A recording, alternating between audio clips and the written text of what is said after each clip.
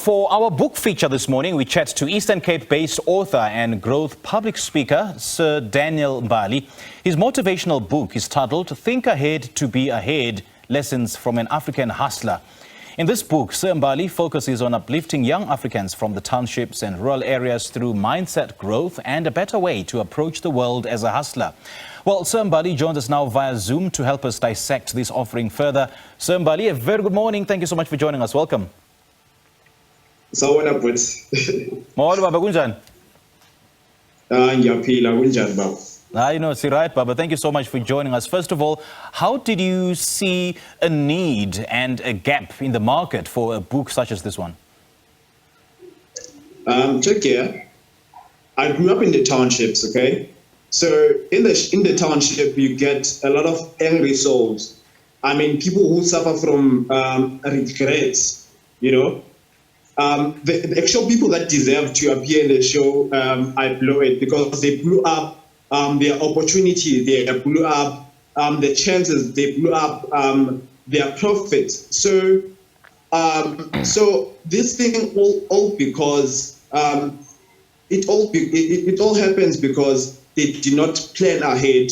They do not plan ahead for their success. So that's why Whiteman once said, success is when good fortune meets good preparation. And my all-time quote by Mr. Brown says, it's hard to be prepared for an opportunity and not get one.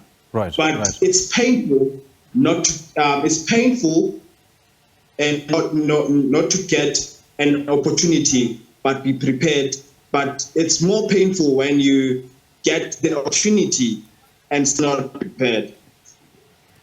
And I'm actually glad that you use that example of people who blew it, as it were. And you mentioned that our winning power depends on our own thinking ability. So if people blow their chances, blow their money, blow their resources, so are you suggesting there isn't any thinking there? There is thinking, but there's no planning. Right. Okay, let's talk about the title of this book. What's the significance of it? And the title, Think Ahead to Be Ahead, Lessons from an African Hustler. How would you define a hustler? A hustler is a person like me.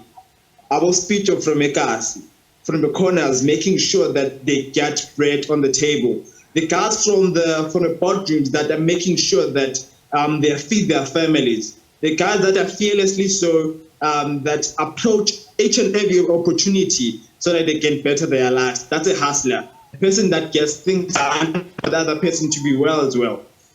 And I think the lines are blurred, in terms of the description of a hustler. Can you say that a hustler is a person who is an entrepreneur, someone who's self-employed, or can a hustler in the work environment be also called a hustler? Yeah, sure. As I said, it's a person that fearlessly go out there and explore the opportunity and take advantage of each and every opportunity that they get. Now, Sir Daniel, talk to us about your own personal journey to success as you touch on in this book. My journey has been rough, like any other South African. Facing the so-called colonized education, trying to break into this world of success and trying to decrypt the difficult words that are put in books that I'm trying to read so that I can get valuable information, you know. So it's been so hard. But now I'm seeing the progress. I'm seeing the progress where now I'm putting myself out there. I'm also helping others to get to where I am. I've actually have never heard of any success story without hurdles and challenges. And in this book, you also share some of your own challenges, failures, and overcoming fears as a hustler. Tell us more about this part of a journey. Wow, thank you for the question. So it's been very hard. But the moment I put myself out there, personally, the moment I decided to, told a dog, it's time, man. You've been struggling for so long, and it's time that you just put yourself out there. Having to fear approaching people, to approaching my opportunities that have been watching me in the face for such a long time. So I decided, you know what, let me just put myself out there and be the hustler that I am. And you say that we are never taught anything about life and hustling at schools, yeah? Yeah. Yeah, what do you mean by that? So at school now, our education system in South Africa, the one that I experienced, you know, we are taught all these things about how to be a businessman and so forth, but we are not taught on the basics, the starting part where you need to actually gravel, where you need to actually hustle for your first customer. We are not taught that. It's this education is a matter of those that are taught why and those are taught how. And us as South Africans, in my experience, we have been taught why are people doing that, but now we are not taught how that thing is done. So, yeah.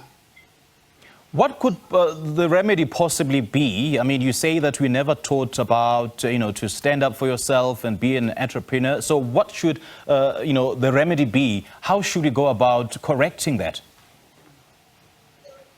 Exactly. So, hence I said that the aim is to, with this book, is to decolonize education by decrypting the difficult words, difficult English words that hinder people to access valuable information, to liberate themselves from hunger and instability. Like by using simple language, because this thing starts with language. So by using simple language, hence in this book, I attached a bit of Kasital, because I asked myself, why should people be able to read or to peruse through this book the entire day and be entertained, but fail to actually pick up a book and read for like a few hours a day and still, be entertained? So I think that we need to start with our language, the way we approach our people, because you cannot get a speech of Remekasi reading a lot of a bunch of difficult words. We need these guys to be able to pick up a book and read, because nowadays this is where education is at, self-education. Shouldn't it start at the family setting? I mean, complementing and supplementing the school system with teaching our own children the art of, entrepreneurship and life skills at home. Shouldn't we do that rather? I fully agree, but us as people, we are not the same. Some guys, they just grow up alone.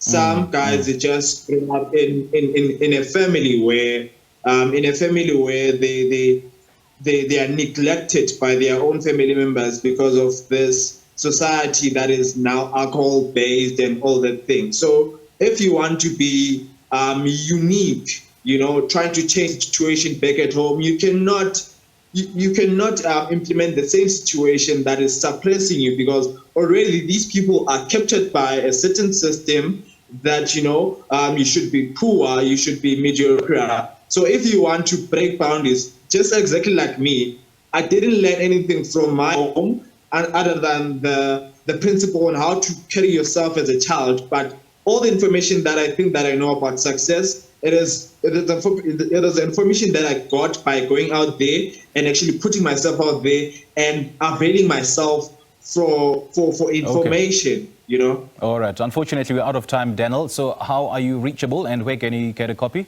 Just briefly. You can get me on my number. It is 073 404 4437, or you can get me on Facebook. It is Sir Mbali, the Growth Public Speaker. Okay, great chatting to you, man. Thank you so much for your time. All the best in your book. Adios. Thank you.